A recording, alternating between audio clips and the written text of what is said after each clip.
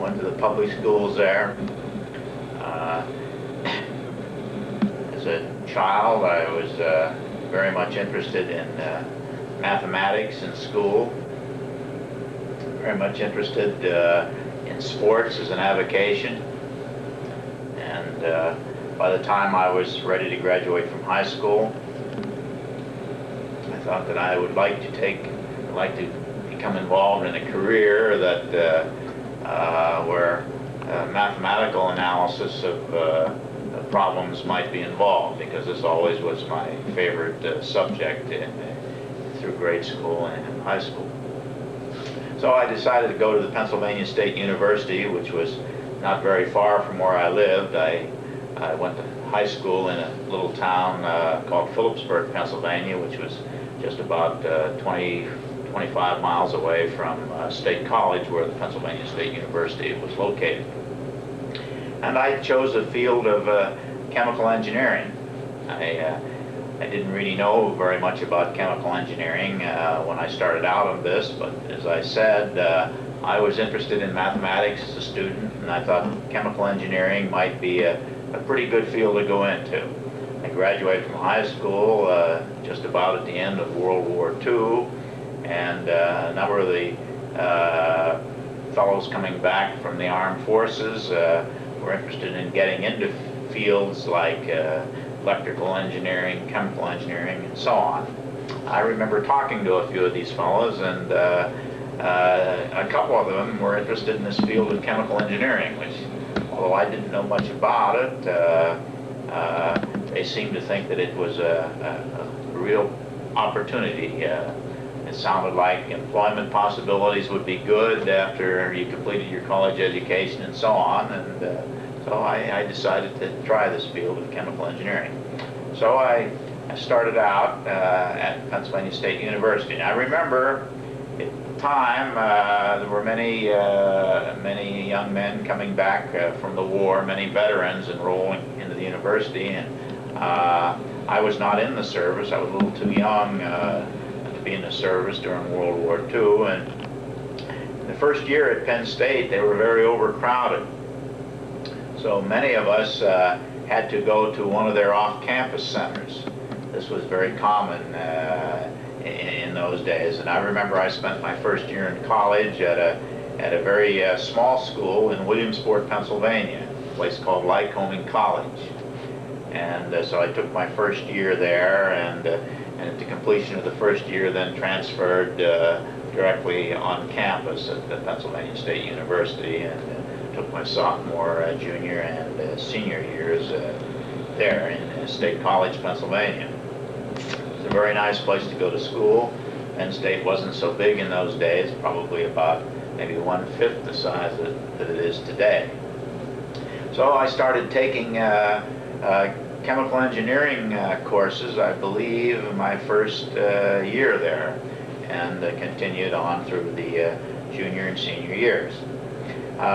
As an undergraduate already, I was beginning to wonder whether my first interest would be in chemical engineering, particularly when I started taking courses in physical chemistry as an undergraduate. I remember liking this very much, and the curriculum at Penn State was very heavily steeped in physical chemistry, even for chemical engineers. I remember I had, I believe, 4 semesters of physical chemistry as an undergraduate. So that by the time I got my bachelor's degree, I had already developed a very strong interest in physical chemistry.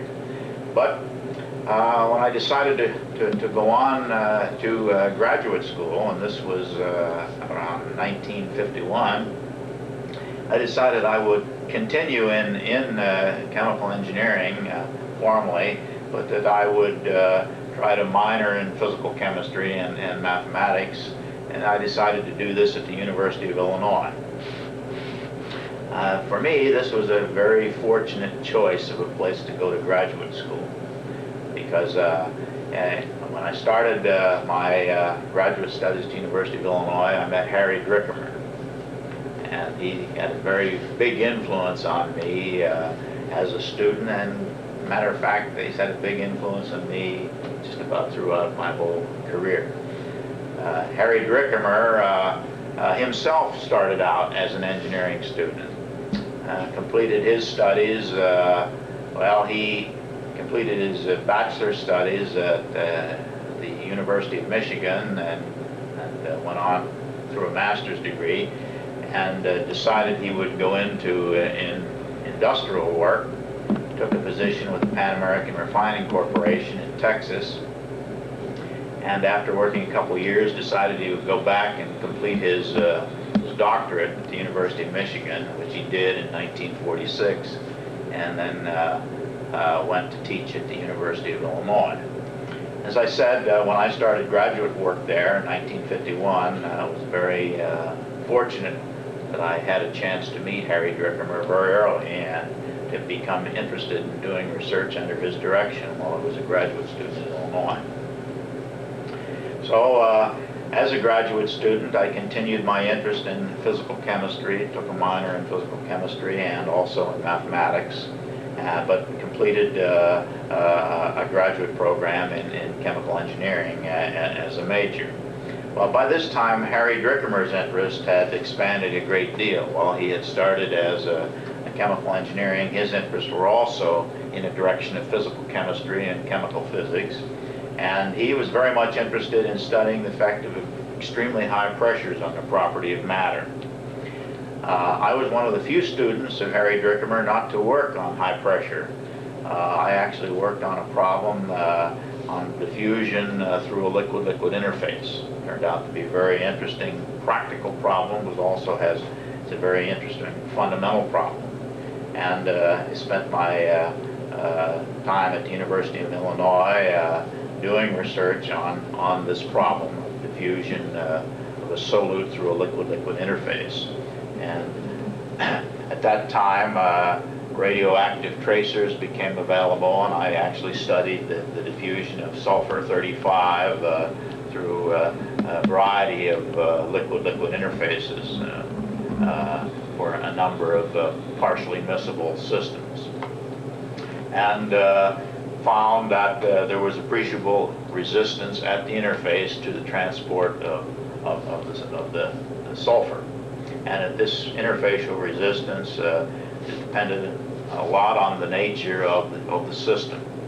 And so the main point of my doctoral thesis was to correlate this interfacial resistance with the molecular properties of the system. So in a sense then, while I was not working in catalysis at that time, I was really working in surface chemistry because it was a problem that involved an interface, a problem of transport through an interface. So I was at the University of Illinois for a little over 3 years, obtaining my PhD, and in the fall of 1954 I completed my work there and took a position with the Exxon Research and Engineering Company in Linden, New Jersey. And for the last 36 years I've been working at Exxon. In those days it was known as the Standard Oil Development Company. Later underwent a name change to Esso Research and Engineering a few years after I went to work there. And finally underwent a name change to Exxon Research and Engineering many years later. Well, my work in catalysis then began in the fall of 1954. And I was fortunate again to be assigned to work in the area of catalytic reforming in my first work at Exxon. As I said then, it was the Standard Oil Development Company. Well, it was in the very early days of catalytic reforming, and people were interested in applying platinum catalysts in catalytic reforming. Universal Oil Products, people had already applied platinum in some commercial units. But I can remember at the time I joined Exxon, then the Standard Oil Development Company, there was some competition for platinum catalysts in those days. People were interested in doing reforming with non-precious metal catalysts at that time. And one of the systems that was of interest was a supported molybdenum catalyst, molybdenum on aluminum. And this particular catalyst was used in a fluid bed type operation. And the process was known as fluid hydroforming. So at least in the laboratories where I worked, there was a real competition at the time between fixed bed platinum reforming and the non-precious metal molybdenum alumina catalyst in a fluidized bed process known as fluid hydroforming. So it wasn't quite clear which way we were going to go. As a matter of fact, a number of fluid hydroforming units were actually designed and built.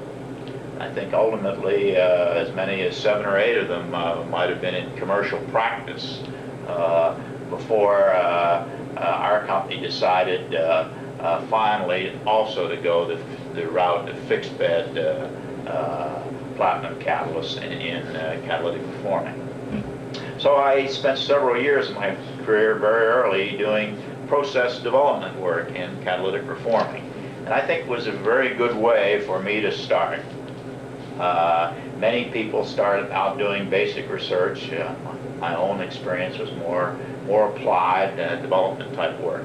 It gave me a good opportunity to find out what some of the important problems were in catalysis firsthand, to learn about the problems one encounters with catalyst deactivation in a very real situation, learn things about the regeneration of catalysts and so on. So as I say, I started out with process development work and gradually got into catalyst development work and exploratory work, looking for new or modified catalysts for reforming. And I remember in the early days of catalytic reforming, the process was moving along very rapidly. There were many new units anticipated, and were faced with lots of problems in the design of these units and lots of pilot plant work to demonstrate these designs and so on. And a few of us became interested in whether we could take a little longer approach, a little longer term approach to catalytic reforming and try to develop a kinetic description of the catalytic reforming process. Now this seemed quite complex at the time, but we thought that we would start out doing some kinetic studies with pure hydrocarbons and study some of the individual reactions in the catalytic reforming process. So I was fortunate enough to be able to get this program approved and to work in this area for several years, studying first of all the reactions of individual hydrocarbons, then simple mixtures of hydrocarbons to look for interaction effects, and to couple this with studies of the catalyst deactivation process and so on. And we took these kinetic studies, and with the aid of some other people who began to work with computers, this was in the early days of the application of computers in industry, and were able to put together a model of the catalytic reforming process, a kinetic model which could actually be used in the design of reformers. And this was very good for me for several reasons. In addition to the satisfaction of being involved with the development of a kinetic tool which could be quite useful in the design of catalytic reforming units, it gave me a chance to become more involved with some of the fundamental aspects of the catalytic reforming process, kinetics and the mechanism of reactions. And the type of catalyst used in catalytic reforming, the important catalyst at that time was a platinum on alumina catalyst, and it was known as a dual functional or a bifunctional catalyst because in addition to the platinum component, which was a typical metal catalyst, one had acidic centers associated with the aluminum oxide, which catalyzed typical reactions known in acid catalysis.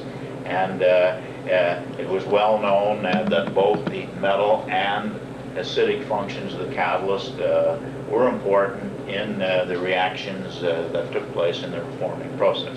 So I spent several years at this, and it was very valuable because it taught me a great deal about the mechanism of the reactions involved in the catalytic process. I was also fortunate in being able to publish some of this material in the journals at the time, and it was my first opportunity to then get out and interact with the catalysis researchers in the scientific community. And at this period, I guess I had been working with Exxon for about 6 or 7 years, and the opportunity came along to move then from work in catalytic reforming to a more general type of assignment involving exploratory and basic research in heterogeneous catalysis. So I had the opportunity to organize a heterogeneous catalysis research group in the exploratory section of what was then the Process Research Division in the Exxon Research and Engineering Company. This would have been in the early 1960s. Well, at that particular time, when I was organizing this group to do longer-term studies, both basic and exploratory studies in heterogeneous catalysis, I became interested in metal alloys as catalysts in the area of heterogeneous catalysis. This goes back to about the year 1962 when I became interested in this field. I had read a good deal of literature in the area. It turned out that other people before me had thought about using alloys as catalysts. This was a very active activity shortly after World War II. A number of people were interested in the so-called electronic factor in catalysis by metals, and it occurred to people like Schwab and Dowden, a few others, that metal alloys may be an interesting way to examine the so-called electronic factor in catalysis. This particular the interest in alloys at the time, I think, was largely influenced by the views of some physicists, and one of them who was very important in this was Mott in the 1930s, about the electronic structure of metal alloys. And some of the classic model systems which had been examined by a number of investigators were nickel-copper system, palladium-gold system, where you have a group 8 metal, nickel or palladium, alloyed with a group 1b metal, copper or gold. I remember people had this idea that as you would add the 1b metal to the group 8 metal, you would donate electrons into the unfilled D band of the nickel, and people thought then that there ought to be a corresponding decline in the activity of the catalyst, because it was well known, or by that time, that D electrons or D bands or unoccupied D orbitals were important in chemisorption and catalytic processes. So many people had made investigations with copper nickel or palladium gold alloys for model reactions like the hydrogenation of ethylene or benzene, and tried to correlate catalytic activity with the composition of the alloy. The idea being that the electronic properties of the alloy would vary in some systematic way with composition, and in this way one could learn something about the electronic factor in catalysis. Well, many investigations were done with these simple reactions: ethylene hydrogenation, benzene hydrogenation, also hydrogen-deuterium exchange, and as I remember, orthoparahydrogen conversion. And after many investigations, unfortunately, well, the picture that emerged was not a real conclusive one about the electronic factor in catalysis.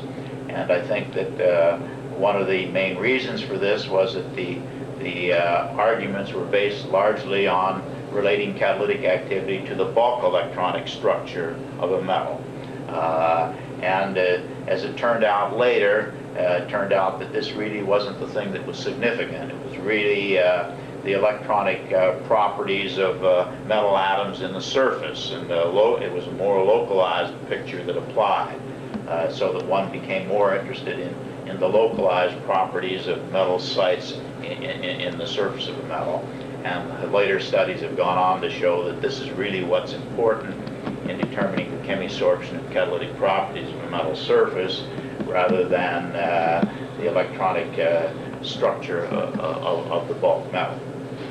Well, as I said, this is around 1962, and after having looked at all of this literature, one might ask, well, why get into a field like catalysis by metal alloys if it turned out not to be a very conclusive way of looking at this electronic factor in catalysis?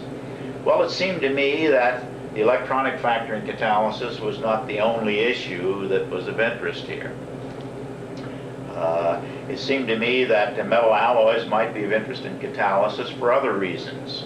For one thing, it looked to me like there might be a possibility that one might approach selectivity for catalytic reactions by utilizing metal alloys. Interestingly enough, while there was a good deal of interest in metal alloys to study the electronic factor in catalysis, very little seems to have ever been done on investigating the selectivity for catalytic reactions using alloys. It seems very hard to understand, but nevertheless that was the situation in 1962. And so I thought that one of the things that I would like to do would simply be look at some molecules that had several possibilities for different types of reactions, and let's just see what happened. So that was the first goal that I had, was to look at the selectivity question. The other goal, and this also had not been investigated up to that time, would be if you found something interesting about an alloy, could you do something practical with it? After all, I was an industrial worker in catalysis, and one of my main interests would be to try to develop some catalyst with a practical use. So the question there would be, can you make a highly dispersed metal alloy catalyst? That is, could you make very small alloy particles or crystallites? And so that was the other question that interested me, because that had also not been really investigated at the time, which was back in 1962. So I set about developing a program in catalysis by metal alloys with these objectives in mind, and started research in this area in the early 1960s. Well, almost from the first experiment with metal alloys, and I chose the Group 8, Group 1B type systems, which had already been looked at from the point of view of the electronic factor, as a place to start. I found that if you took larger hydrocarbon molecules, which had the possibility of undergoing scission of carbon-carbon bonds, as well as reactions like dehydrogenation or aromatization, I found that a number of the Group 8 metals were limited in their selectivity for the more valuable reactions, and found that when one combined the Group 8 metal with a Group 1B metal, that there was a strong inhibition of reactions which resulted in scission of carbon-carbon bonds, so that you could make a metal like, for example, ruthenium or nickel or osmium much more selective for, say, dehydrogenation or aromatization reactions. So I could see right from the initial experiments it was a very important selectivity factor in catalysis by metal alloys. Well, I found that these types of effects were very general for Group 8, Group 1B type of alloy systems. And so that was a very interesting and I think important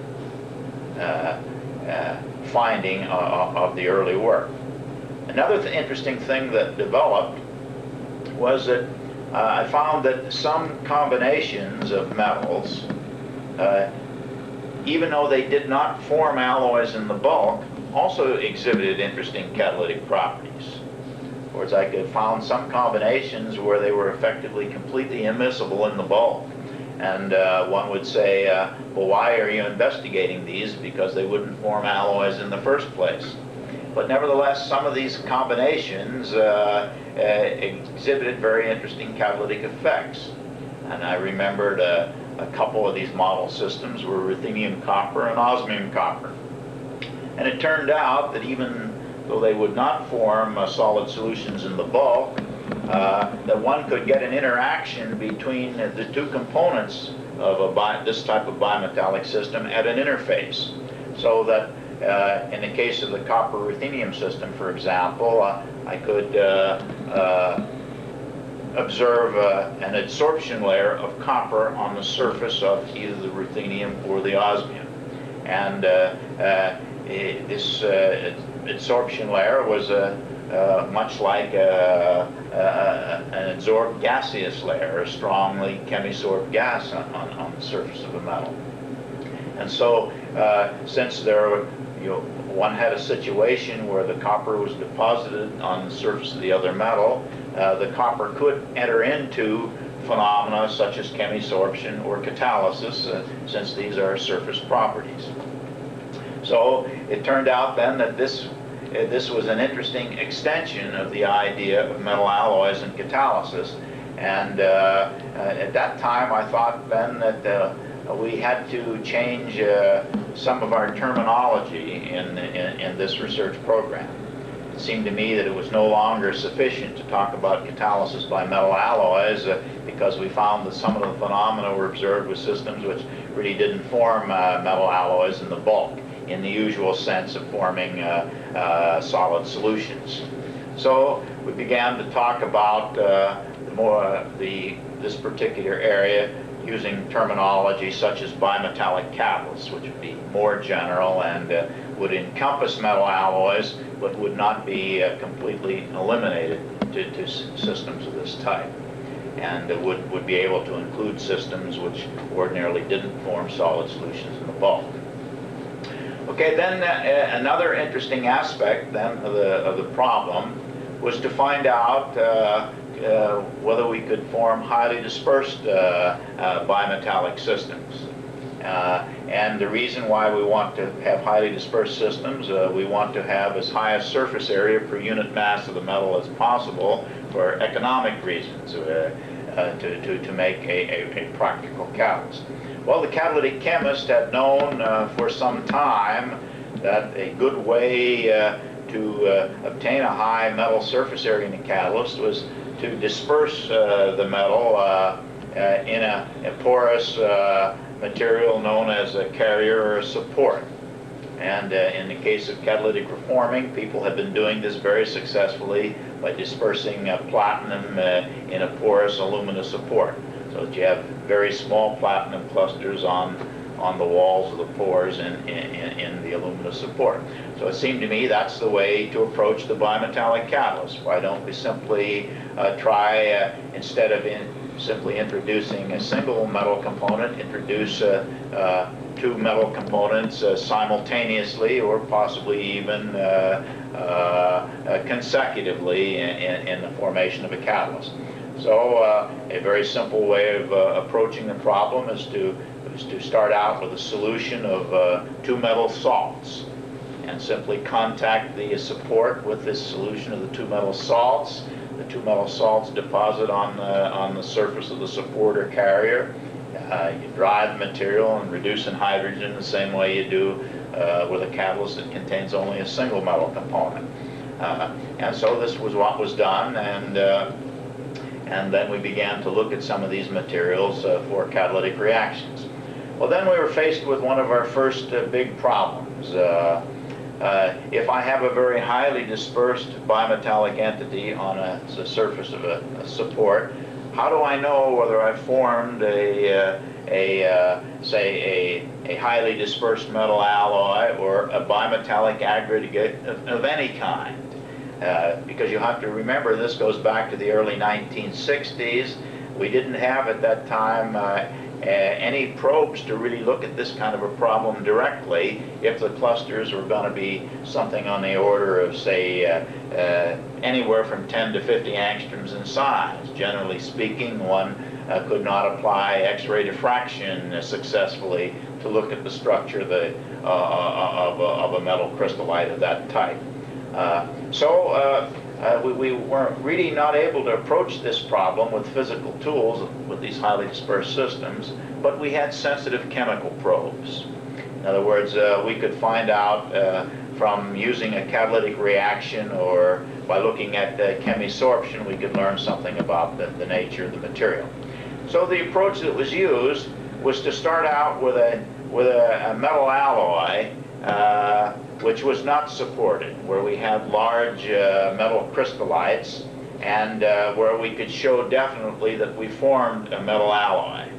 And I remember that we chose the nickel-copper system as a good system to do this with, because many people had investigated nickel-copper alloys, several of them being the late Professor Emmett, Keith Hall, and a number of other people had examined, as I had indicated earlier, reactions like the hydrogenation of ethylene and benzene. So people knew how to make these unsupported copper-nickel alloys, and one could do X-ray diffraction, and we could do measurements of the magnetic properties to prove that we formed nickel-copper alloys, so that there was no doubt of this. Then we looked at reactions which we wanted to use as chemical probes to find out how they behaved on very well characterized metal alloys. And I can remember we looked at hydrogenolysis of ethane, which turned out to be a very interesting model reaction in much of the work in this area. We looked at a reaction like the dehydrogenation of cyclohexane to benzene, and we have observed how these reactions behaved when we actually knew that we had a metal alloy. Okay, we found in the case of the copper-nickel system that we got very strong inhibition of the hydrogenolysis activity as one added copper to nickel. We found that the catalytic properties for cyclohexane dehydrogenation were affected very differently as we added copper to nickel. As a matter of fact, we saw a small enhancement of catalytic activity when we added small amounts of copper to nickel, and then over a wide region of composition, the catalytic activity was very insensitive to composition and only fell off sharply as we approached pure copper, since pure copper is not a very good catalyst compared to nickel for either the cyclohexane dehydrogenation reaction or the ethane hydrolysis reaction. Okay, so now that we knew how the chemical probes behave, our reasoning went like this. We could make a highly dispersed bimetallic entity on a support and simply look to see whether the hydrogenolysis activity was going to be inhibited and whether the cyclohexane dehydrogenation activity behaved in the way that was characteristic of, say, a nickel-copper alloy. And so now we had powerful chemical probes to look at systems in a highly dispersed state where we couldn't apply physical probes. So by observing the catalytic effects, one could determine whether you had interaction between the two metal components of your bimetallic entity. And as I had indicated earlier, we were interested in these highly dispersed entities for practical catalysts. Now again, I was lucky almost from the first experiments here with Group 8, Group 1b type model systems like supported ruthenium copper, supported osmium copper, supported platinum copper, nickel copper, very many of these combinations. We found out that there were appreciable catalytic effects when one had these two types of metal component present on the support. Even though the metal component might only occupy a very small fraction of the support surface, say something on the order of 1% or thereabouts. And these effects were strong. We observed, I remember in the case of the ruthenium copper and the osmium copper systems, that by the time I had an atomic ratio of copper to osmium or ruthenium of 1 to 1, the hydrogenolysis activity was inhibited by several orders of magnitude, so that we had a very sensitive chemical probe to show that indeed we must be having interaction between the two metal components. If there were no interaction and the two components were simply isolated from each other on the surface of the carrier, one wouldn't have expected to see any interesting catalytic effects. The active catalytic component would have pretty much behaved as though the other component were not there. So with these chemical probes, then, we were convinced relatively early in the game that we had bimetallic entities present on the surface of the carrier. Now, some of these bimetallic entities were quite small. They could be clusters or crystallides of the order of 10 angstroms in size. And so we decided to introduce the terminology of a bimetallic cluster into this area of catalysis. And our idea was that we would talk about either bimetallic aggregates, or if they become extremely highly dispersed, we would talk about bimetallic clusters. And so the use of the term cluster then seemed to be much more general and reasonable than a term like highly dispersed metal alloy, because as I had indicated earlier, we found these interesting phenomena with systems that ordinarily did not form alloys in the bulk. And so that was the reason for introducing terms like bimetallic catalysts, bimetallic aggregates, and finally bimetallic clusters into the catalytic literature. Now, another interesting reason for bringing up the term bimetallic cluster was that some systems which would not form solid solutions in the bulk, like ruthenium copper or osmium copper, if one had very large crystallites, and if the copper was present only at the surface of this large crystallite, one could not have a stoichiometry which would be rich in the group 1b metal, that is the copper. For example, if I had a ruthenium copper aggregate, say 1,000 angstroms in size, and the nature of this aggregate was a pure core of ruthenium with a thin layer of copper on the outside, the kind of a copper to ruthenium atomic ratio that I would have in an entity of this sort would be very small. It might be something like perhaps 0.01 or thereabouts. Now, if I make this aggregate smaller and smaller by putting both the ruthenium and the copper on a support like silica or alumina, ultimately the metallic entities come down to sizes of the order of, say, 10 or 20 angstroms thereabout, where now the metal constitutes a very large, the metal surface constitutes a very large fraction of the total metal present in the catalyst. And in my bimetallic entity now, the adsorbed copper layer becomes very appreciable relative to the amount of ruthenium in the core.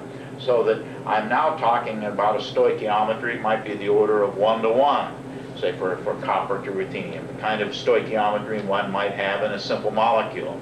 So we thought that the bimetallic cluster then was a good terminology here, because it was in a sense almost a new state of matter, which for its existence depended upon the fact that it was in a very highly dispersed state. In other words, you could achieve a stoichiometry there that you could not achieve in a very poorly dispersed, massive bimetallic entity.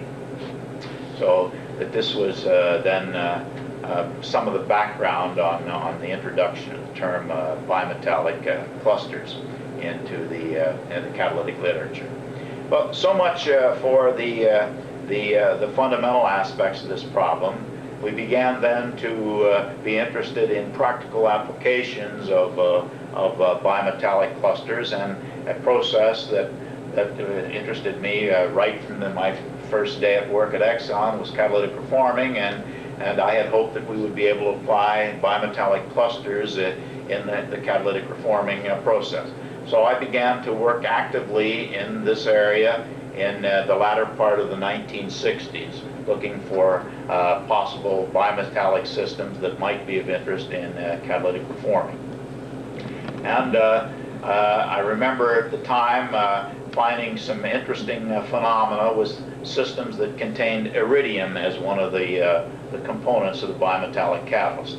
I remember looking at systems like iridium gold, iridium copper, and finally platinum iridium on the surface of alumina. And I realized in the late 1960s that systems of this would be very active reforming catalysts. Now, at about the same time, in another laboratory on the other side of the United States, in the Chevron Corporation, people were interested also in this area of bimetallic catalysts, and their pet system was the platinum rhenium system. And some of the work I was not aware of until Chevron eventually commercialized their so-called rheniforming process, which, as I remember, was around about 1969. Well, in our company, we took this route with the platinum iridium catalysts. I hadn't really looked at the platinum rhenium system because I had been interested in systems that contain a group 8 and a 1b metal, or a system containing two group 8 metals. And group rhenium, of course, is a metal in group 7a of the periodic table. So that I became interested in the platinum iridium system, and we eventually commercialized this at a refinery in Canada. Actually, this was in the fall of 1971. And so at that point, there had been two bimetallic catalysts introduced into commercial catalytic reforming. And in our company, the platinum iridium catalyst had a very fast rate of application in the early 70s, and there was great interest in it at the time because it was a very active reforming catalyst, much more active than the platinum alumina catalyst. And at that time, people were beginning to get interested in the possibilities of lead-free or low-lead gasolines. And one of the things they wanted was a very active catalyst which would be able to produce aromatic hydrocarbons at a much higher rate, since aromatic hydrocarbons would make up for the octane number loss that you would experience when you took lead out of gasoline. So there was an awful lot of interest at the time, I remember, in our company in applying platinum iridium catalysts commercially because of the interest in going to low lead or ultimately lead-free gasolines. So over a period of several years, many catalytic reforming units were designed with the use of platinum iridium catalysts. As I had indicated, this was going along at the same time that many other people were utilizing platinum rhenium catalysts in reforming processes in the petroleum industry. Okay, so there was this then very satisfying experience of being involved in the development of a commercial catalyst, which came along more or less simultaneously with developing a program of a fundamental nature in these bimetallic cluster type of systems. Well, by this time we were in the middle 1970s, and I was trying then to decide where I wanted to go with bimetallic catalyst systems. I thought there might be several directions. I might simply try to explore bimetallic systems for other types of applications, perhaps in the chemicals area, maybe for different types of reforming processes. That would be one possibility, and I think that could have been a very reasonable direction in which to go. But at the time, I was interested in learning more about the structure of these bimetallic catalysts. If you will recall, I had indicated earlier that when we started the work with these systems, we pretty much had to satisfy ourselves with chemical probes because there were really no physical probes that were adequate for looking at the very highly dispersed systems. But around the mid-1970s, around about 1974, I had the fortunate experience of meeting Farrell Lytle from the Boeing laboratories out in the state of Washington. And Farrell Lytle had been interested interested in the phenomenon associated with X-ray absorption, and in particular with the phenomenon of the fine structure observed in X-ray absorption edge measurements, the fine structure on the high energy side of the absorption edge. Matter of fact, Farrell had been interested in this problem in all through the 1960s. At the same time that I was working on bimetallic catalysts, unbeknownst to me, Farrell Lytle was doing studies with X-ray absorption spectroscopy and developing an approach to looking at amorphous systems of the type that I was interested in the area of catalysis. So here we have Farrell looking at absorption spectroscopy and myself looking at catalysis, neither one being aware of the other's efforts. And as I said, Farrell had been working in this area all through the 60s, and I think he was a real pioneer, although he did not, he was not the original discoverer of the extended X-ray absorption fine structure. This goes way back to the 20s. Farrell was an investigator who really did something with extended X-ray absorption fine structure. He showed, for instance, that the phenomena applied to systems with short-range order as well as long-range order, and so one did not have to have long-range order to observe this phenomenon of the extended X-ray absorption fine structure. Farrell showed that you could get this with amorphous systems like glasses and so on, and made, I think, a very important contribution. Well, it was my good fortune, as I indicated, to meet Farrell Lytle. I believe it was the year 1974, and Farrell told me about some of his activities in this area. I knew absolutely nothing about X-ray absorption spectroscopy. This was completely new to me. But Farrell made me see very clearly in a relatively short time that this might be the kind of physical probe that could be of great use in the investigation of dispersed catalysts in general, and in particular the type of catalyst I was interested in, which involved bimetallic clusters. So I made the decision I was going to invest some effort in learning something about X-ray absorption spectroscopy, and decided with Farrell to form a collaboration to apply extended X-ray absorption fine structure studies to catalytic materials. And there was a third person involved in this, Grayson Via, in the Exxon laboratories. Grayson and I were good friends and had worked on catalysts together using tools like X-ray diffraction where they were applicable for a long time. So the three of us decided to form this three-man collaboration in seeing what we could do with extended X-ray absorption fine structure with catalytic materials. And since I was involved, a prime thing we were going to do was to look at bimetallic cluster systems and see whether we could learn something about them with XAPs. Well, when we first met Farrell, there were no synchrotron facilities yet operating, and Farrell's work was done in a laboratory where he used ordinary X-ray tubes for his source of X-rays. And I remember Farrell helped Grayson Via and myself put together some apparatus in the laboratories at Exxon where we could begin to do some studies. And one gets very low X-ray fluxes from an ordinary X-ray tube, and in some of our early experiments, we would, to get good statistical information, we would have to do experiments that embraced a several-week period. So if you can imagine looking at a given sample and obtaining X-ray absorption counting over an extended period like several weeks to obtain information on a single sample, you can appreciate how dedicated we were to learning something about this problem. We certainly would have never become involved unless we had an intense interest in the problem.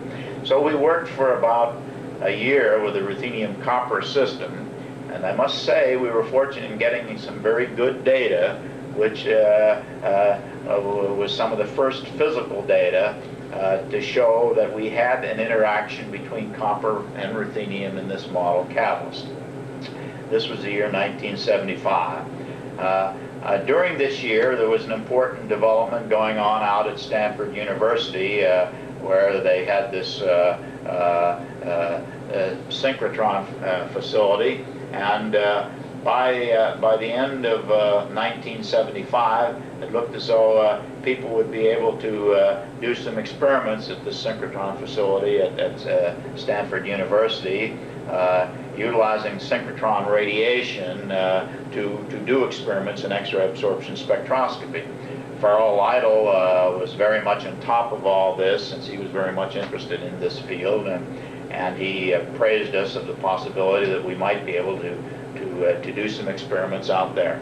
So when the synchrotron facility at Stanford was opened up for experiments by outside workers, we submitted a proposal for research. I remember this was back, I believe it was 1975, and our proposal was accepted, and we were given some time, some beam time, to do some experiments at this Stanford synchrotron radiation laboratory.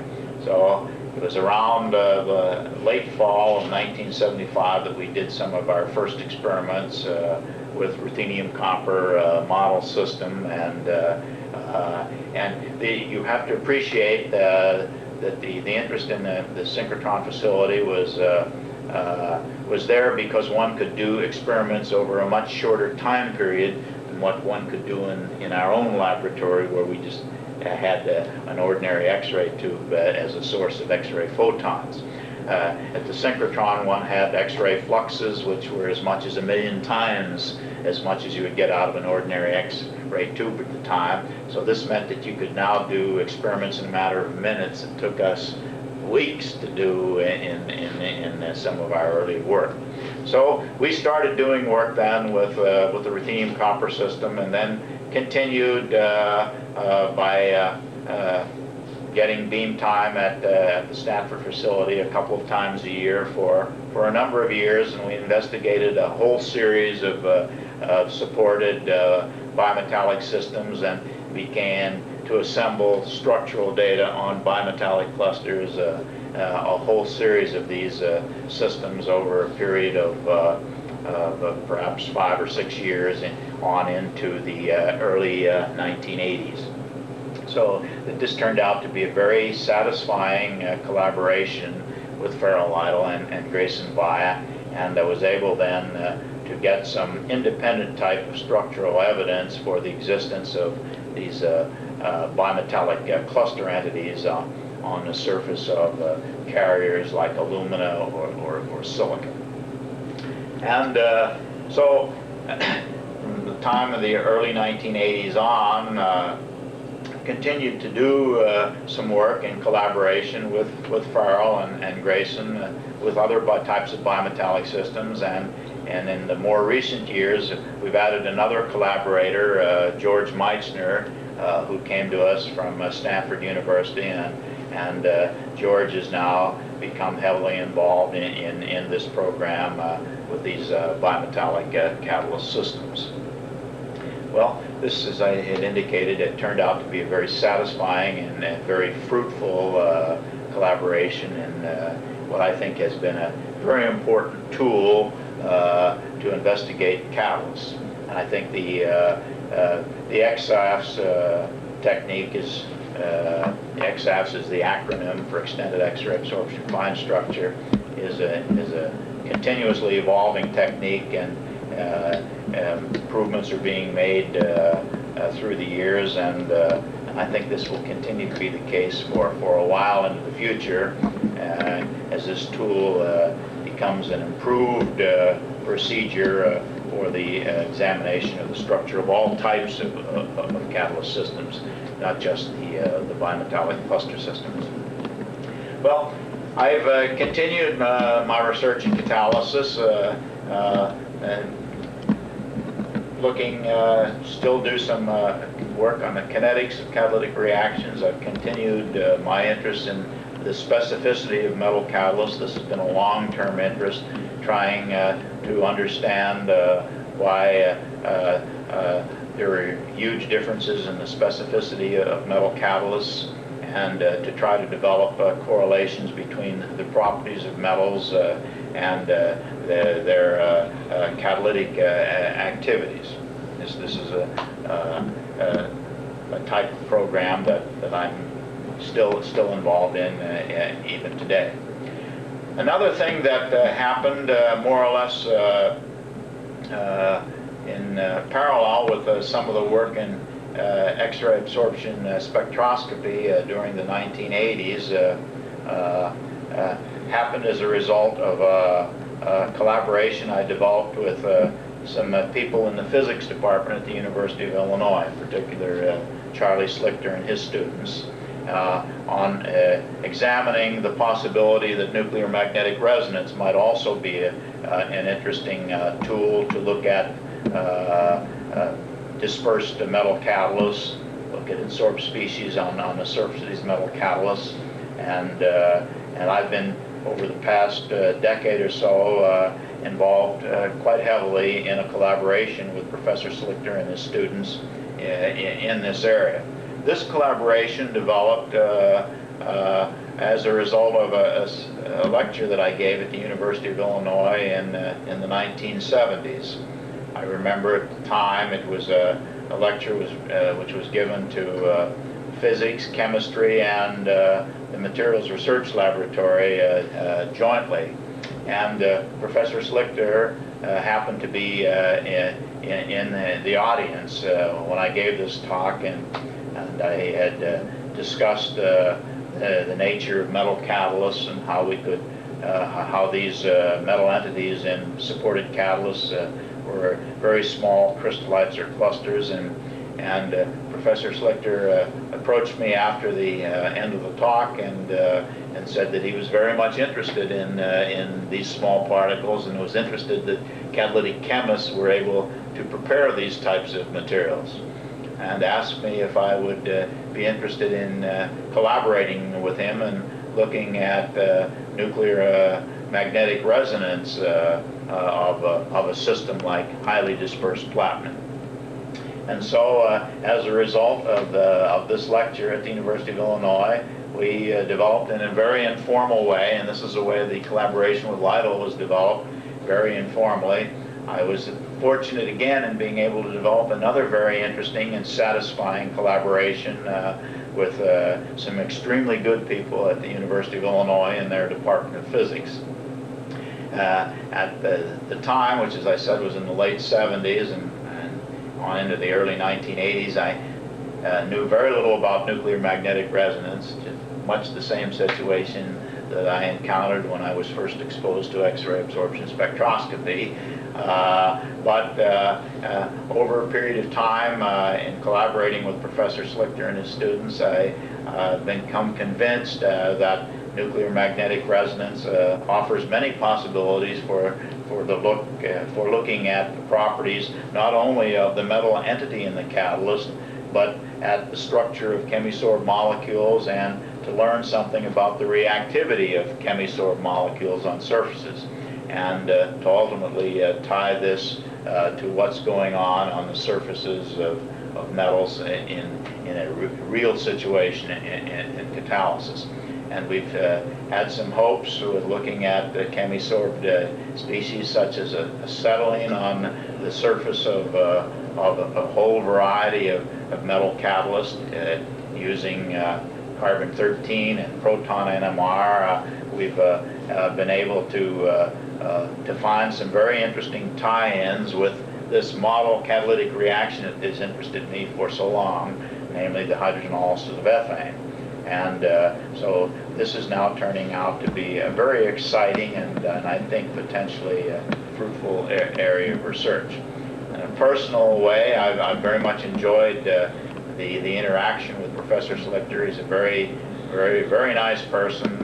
We get along quite well in our collaboration, and Charlie's students are also very nice, and I've enjoyed interacting with them, although most of it is by telephone. Occasionally I get out to the University of Illinois and have the opportunity to talk with both Charlie and his students directly. But even though this is a long-distance collaboration, much like the collaboration was with Farrell Lytle, it has turned out to be a very, very informative and very satisfying and very pleasant experience for me. So this pretty much brings me up to date with my experience in the area of heterogeneous catalysis.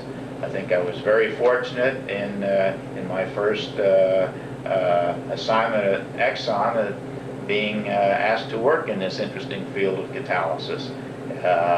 Because when I originally took my job with Exxon, I wasn't sure where I would be placed in my initial assignment. So it happened to be a very fortunate assignment indeed for me. It's turned out that I got the opportunity to work in a field which I find very interesting. It's a field which has been very important for mankind. Over the period of a century now, catalysis has had a very important role in the daily lives of almost everybody. Catalysis has been responsible for the production of many products which are important in the daily lives of everybody. Not only in the petroleum industry and the chemical industry, catalysis has had a very important influence in environmental problems. And a good example being the application of catalysts and the treatment of exhaust gases in automobiles for the removal of pollutants like carbon monoxide, oxides of nitrogen, and so on. So I've been very happy to work in this very, very interesting field, and found it very satisfying, to be a very satisfying career. Well, when you start on a research area, do you do a lot of reading, or do you just charge ahead and do experiments and then start reading? Well, in the area of catalysis, it was sort of a mixture for me. When I first started to work at Exxon, I had another fortunate experience. It was only a matter of a couple of months after I started working with Exxon that I met Professor Michel Boudard. Michel Boudard then, at the time I joined Exxon in 1954, he was beginning his first teaching appointment at Princeton. He was a young assistant professor at Princeton, working in the area of heterogeneous catalysis. Well, it just so happened that Michel Boudard happened to see a copy of the thesis that I wrote for my doctor's degree, which involved, as I had said, this problem of the resistance to diffusion through a liquid-liquid interface. And he invited me to come to Princeton to give a seminar on the subject of my PhD thesis. So I did that, and Michel and I very quickly became friends, and Michel used to organize a seminar on Saturday mornings at Princeton University, and the late Professor Sir Hugh Taylor used to come to these seminars religiously on Saturday mornings, and I had the opportunity to meet Professor Taylor then at a very early stage of my work in catalysis. So I was fortunate to meet Michel and to go to some of these Saturday morning seminars. At the time I was beginning my first assignment with the Exxon laboratories in the area of catalytic reforming. So I began to hear about some fundamental problems in catalysis in these seminars, and I began to do a lot of reading in the field of catalysis, more or less simultaneously with doing development work. So you see, I really wasn't involved in basic research at this time. I was doing process development work, but was obtaining for me what was very valuable background on fundamental aspects of catalysis through these Saturday morning seminars at Princeton, and through a good deal of reading in the catalysis literature. So that by the time I got involved in some studies of the kinetics and mechanism of catalytic reforming reactions, I had already had the opportunity to do a good deal of reading and get back valuable background in this area. How would you describe Sir Hugh Taylor? Well, when I first met him, he was very much alive, if you will, in these Saturday morning seminars. Very enthusiastic, even though at this stage of the game he was very near retirement at Princeton. He was still a very active participant in these seminars and would probe the speaker throughout the seminar and enter very actively into the discussion. Very much like the late Professor Paul Emmett, who also, until the very late stages of his life, was still very enthusiastic about catalysis and would engage in discussions very extensively at many meetings involving heterogeneous catalysis. And did Turkevich come to these, or was? I didn't meet Turkevich at these Saturday morning seminars. I met him later on. I can't recall exactly where it would have been. It may have been that Professor Turkevich came to some of these seminars, but I don't remember him being a regular attendee at these Saturday morning seminars. Do you remember the first meeting that you got up and discussed with the speaker on catalysis? Oh yes. And I think the first time I gave a talk in public on the subject of catalysis was around about 1959. And it happened through my friendship with Professor Michel Boudard. Michel Boudard was responsible for organizing a symposium on as I believe it was chemistry at interfaces, and it was in Baltimore, Maryland, if I remember. It was I think an American Chemical Society meeting, and was not a national meeting. It was a local meeting, and Michel, of course, at that time was aware of some of the work that I was doing in the kinetics of reforming reactions, and one of the reactions was the isomerization of alkanes, and while other people had been involved in mechanistic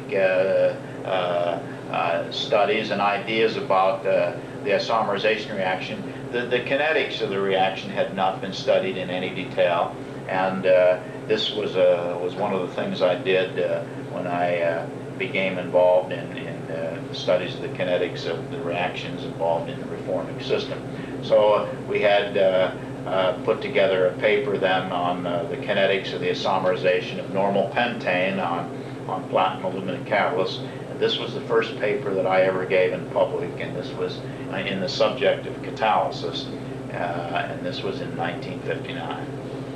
Did you take any courses from Whitmore at Penn State, or get to know him? No, I was an undergraduate at Penn State, as I mentioned, but unfortunately, the late Professor Whitmore died in 1947, which was my first year as a student at the Pennsylvania State University, and as a matter of fact, that year I was at this off-campus center in Williamsport. Why did you end up going to Exxon? Well, at the time I had completed my graduate studies at the University of Illinois in 1954. Exxon, the Standard Oil Development Laboratory, had a good reputation in the development of processes, and the Standard Oil Development Company was a very good name for the institution at that time, and I thought I would like to be involved in process development work, even though as a graduate student, as I'd indicated, I was working with Professor Harry Drickemer, and was very much inclined toward physical chemistry, and this was very much Professor Drickemer's interest. I thought that I would like to take a crack at process development work for a while. I don't know, it's just one of these things. I just thought that this might be a good place to start out my career in industry, and I think that was really about all there was to it. And I think it was, for me, a very fortunate, a very lucky choice, because As I said, I was fortunate to get involved in process development catalysis, and I think many young investigators would be well advised to consider this as a way to start. I don't know that it would be the best for everybody. It turned out to be a fortunate choice for me, but I think in a field like catalysis, where there are many complexities in pursuing an investigation in catalysis, it's a good idea to have some first-hand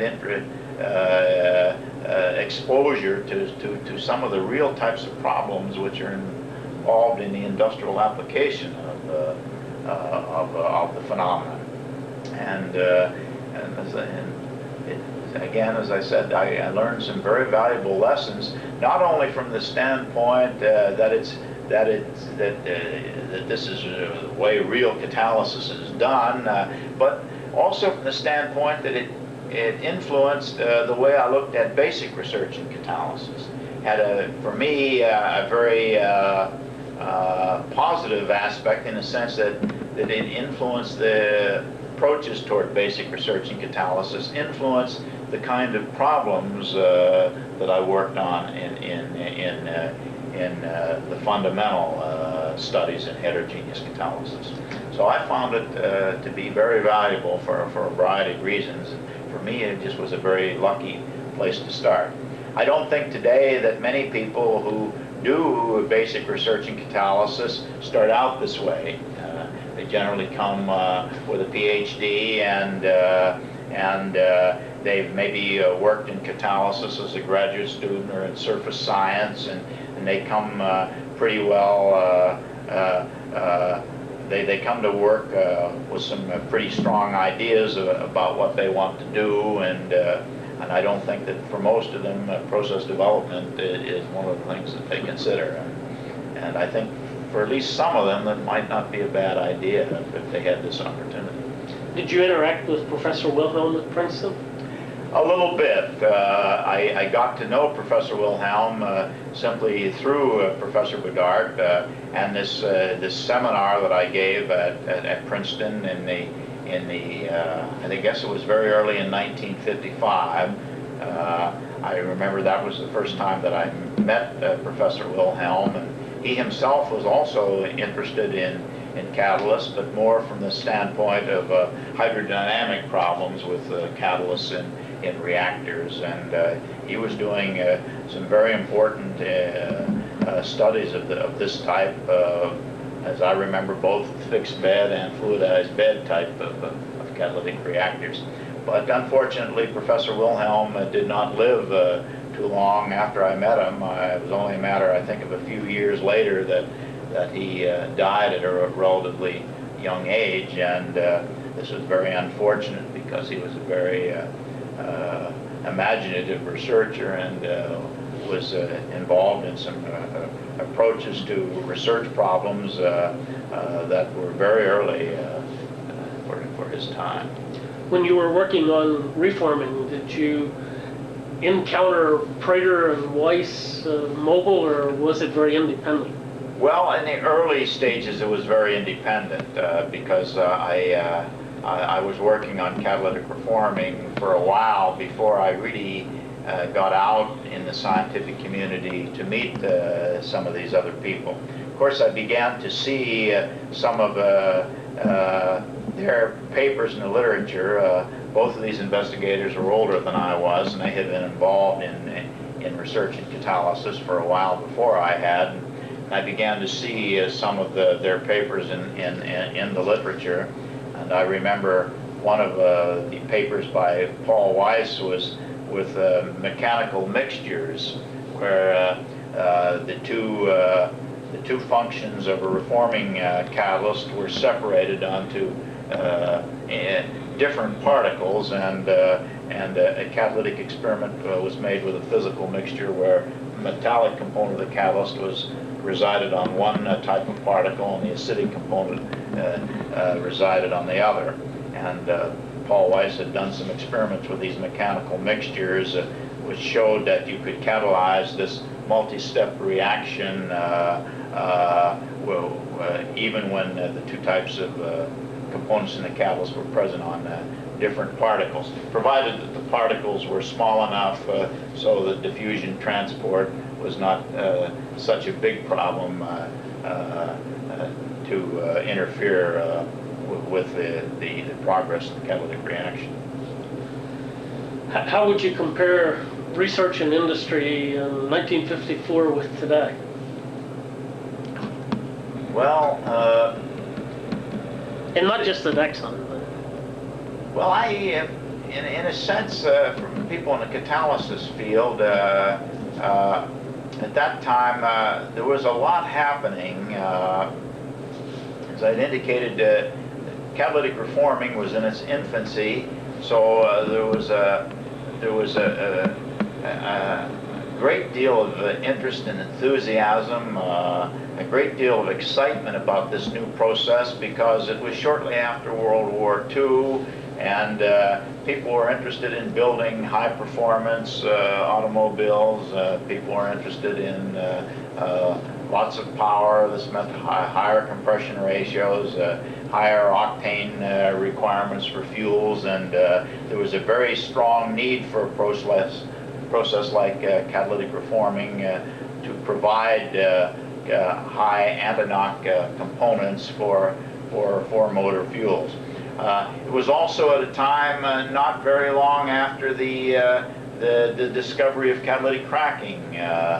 People were still very active in trying to find out how cracking catalysts worked, interested in the acidic properties of cracking surfaces.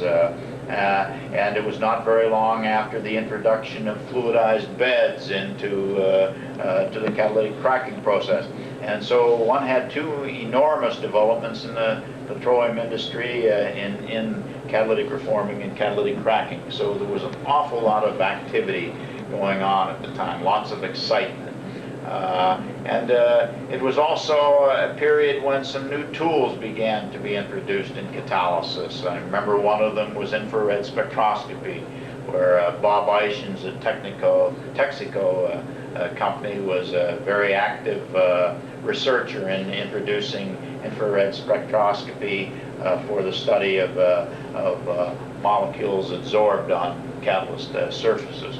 So there was quite a bit of excitement because there were many new kinds of applications of catalysis. Catalytic reforming was an expanding process. Catalytic crackers, catalytic cracking units were being built. There was a very great application of the results of catalysis research. Today, the situation is a little different. We are not, at least in the oil industry as such, making any big expansions in areas like catalytic reforming. It's more a matter of improving the performance of existing catalytic reforming units in refineries and so on. So one doesn't see this rapid expansion that was characteristic of the exciting period in the early 50s when I first went into industry to work in this field. Oswald classified scientists either as a romantic or as a classicist. The romantic would jump from one thing to another. Classicist would dig deep on one subject. Which side would he have put you on? Or would you put yourself on? I don't know. I guess for me it's been some of both. I think that there might have been a romantic aspect in the desire to come up with some new types of ideas and concepts in catalyst systems. I suppose the idea of bimetallic clusters in its early stages was somewhat romantic in the sense that we didn't have a very good physical tools to examine the concept. We had to develop chemical probes. So there was sort of I guess a belief in this idea of bimetallic clusters before we really had the evidence that provided strong support for it. So I guess you have to say that there's a romantic aspect to that type of situation anywhere in research, where an individual investigator has a belief in some idea, and then he's got to go out and get the evidence, marshal the evidence to provide support for the idea. So I think there has to be an aspect of romanticism. I think, yes, then the other aspect comes in when you have to do the hard work to find the evidence in support of what you're doing. So I guess I would say that there's some of both aspects. If I mention writing a book, how do you react? Well, I already did this Yes. once. I was asked at Exxon when Ed David was the president of the Exxon Research and Engineering Company. He had this idea that it would be good for industrial researchers to write monographs on their research experiences, and thought it would be a good idea if it would be more of a personal account of research over an extended period of time. And I remember talking to him about it, and he asked me if I would be interested in writing a monograph on bimetallic catalysts, and so he initiated this program of Exxon monographs, and I was the first one to prepare a monograph in this series. And since I'd worked in bimetallic catalysts at that time for a couple of decades, I more or less summarized my own research in this field over that period of time. As I said, it's a personal account, and it attempts to put forth some philosophy of how to approach research on a problem of this type, as well as to describe the results and concepts and discoveries which came forth in the course of the research. But you weren't eager to write the second one, or? Well, it takes a while to do this, and I guess it has to be a labor of love. I've thought about this at one time or another, but I've never done anything serious about it. Perhaps this is something I might think about in the future. It's very important, I think, in any of these fields to assemble monographs where you attempt to put some, to try to put the field together, try to examine some of the generalizations that have come forth as a result of research. I think it's very important and there's a real need for books which really teach. There are, I think, many books are put together which describe a lot of detail about the specific aspects of research and technology, and they're very important for researchers.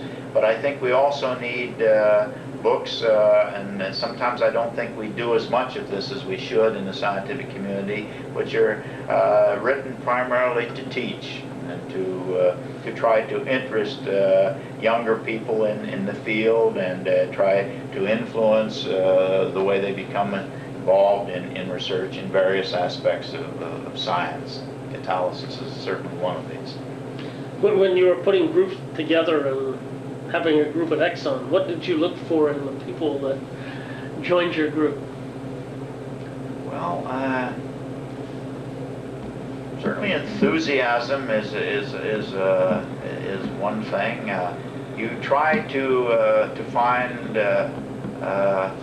somebody has a lot of passion for the subject, and I was fortunate to meet young people in my early days at Exxon who really seemed to have a real passion for working in the field of catalysis. And I find this, the people who genuinely liked working in this area and were excited about working in catalysis. And I think these are the important things. It's important to find commitment in people. I think that this is probably the most important single attribute of a scientist, to have commitment to really wanting to do something with a problem. Was there a conscious effort at Exxon to concentrate on metals in the 60s and 70s, or does it just appear that way from the outside? Well, this was more of a personal interest, my own, and I certainly wasn't the only one interested in this, but I was very much interested from the early days in the area of metals. As I said, got involved in reforming, and this is certainly this introduced me to highly dispersed metals, and the idea of bimetallic catalysts was a personal interest of mine, and when I first began working on bimetallic catalysts was pretty much research on my own. I worked by myself for a number of years with a technician, and it was only when we found some leads that might have some possible commercial significance that other people became involved in the research. I was very fortunate to be associated with a man by the name of Jimmy Carter, not the one who became President of the United States, but a man who was very talented in many different directions, and Jimmy became very much interested in getting involved in bimetallic catalysts at about the time it looked like we were going to have something that could be of commercial interest. Jimmy helped me a great deal in getting some of the initial development work done on these platinum iridium catalysts, which were later commercialized. He played a very, very important role in this. But your name is on a few papers on zeolites, but you seem to have not been as active in that area. No, I never really got involved with research in zeolites, and again, I think this was a conscious decision of mine. I was interested in metals, but we had some other people in the company in our Baton Rouge laboratories who had been working in zeolites, and they already had good background in the area, and were experimenting with cracking catalysts and so on, and I personally felt that it would probably be better for me to concentrate on metals and work in an area different from what these people were working on in the company. I've always had that attitude about research. I'd like to get involved in an area that might be a little different from the course that other people are taking. It seems to me that for at least for me, this has always been a source of excitement to try to get out involved in an area that was particularly important to me personally. If you were coming to Exxon today as a new PhD, what would you try to choose to work on? Well, that's an interesting thing. I've thought about that a few times. I think that I would probably try to get involved in an area like synthetic fuels or something like that. I think that's a good area for somebody very young to get involved in, because we don't know when in the future that's going to come into importance. But I think a lot of us feel that it will be important. It's just a matter of when. And for a young fellow first starting out, I think that might be an interest. This is probably true, say, for the past decade or so. It would have been a good field to become involved in. It may mean that you'll have some hard times in the early stages of your career, but if you can at all possibly work this kind of a field, I think it would be a good kind of a field to look at from a standpoint of a career. Because these things don't happen overnight, and while one might find some rocky experiences in the early years in research in an area like this, it might be that over the long haul that this might turn out to be a very important and very satisfying experience. Another area, of course, like that would be working in environmental problems in catalysis. I think as we see that the whole chemical industry is going to have to become more concerned about environmental problems, and there are many problems of this type where catalysis is going to play an important role.